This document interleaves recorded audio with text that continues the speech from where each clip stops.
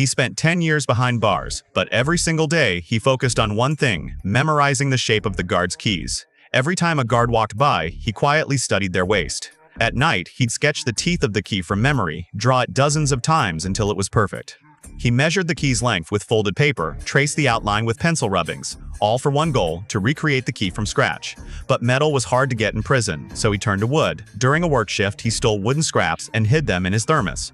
Almost got caught. A guard came close to discovering it. Luckily, a friend knocked over tools to create a diversion. The plan worked. That night, he carved and sanded the wooden key with precision, glued it together, baked it under a lamp, and finally, gave it a try. Click. The first lock opened, but the second door? It could only be opened from the outside. It was a devastating setback. Still, he didn't give up. Night after night, he watched the guards, memorized their keys, and secretly built more. Weeks passed. He crafted over a dozen keys, testing them one by one during cleaning duties. Eventually, the second lock gave in too, but not without drama. One key got stuck and broke inside. A guard was approaching. Heart pounding, he pretended to clean. Somehow, he wasn't discovered. To turn the second lock from outside, he built a rotating device using a broomstick and a shaft. He even used chewing gum to retrieve a dropped key through the window. After that, he knew only one challenge remained: escape. At night, dressed in stolen uniforms, the trio unlocked door after door. Near the final gate, they hid in a storage room.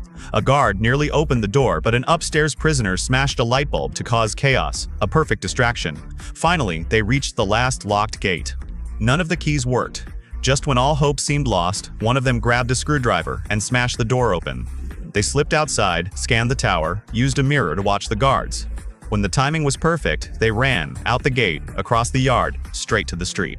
A prison warden even passed by, but didn't recognize them. They caught a taxi, and just like that, they were gone. You might think this is a made-up movie, but no, this story is based on a true escape that actually happened.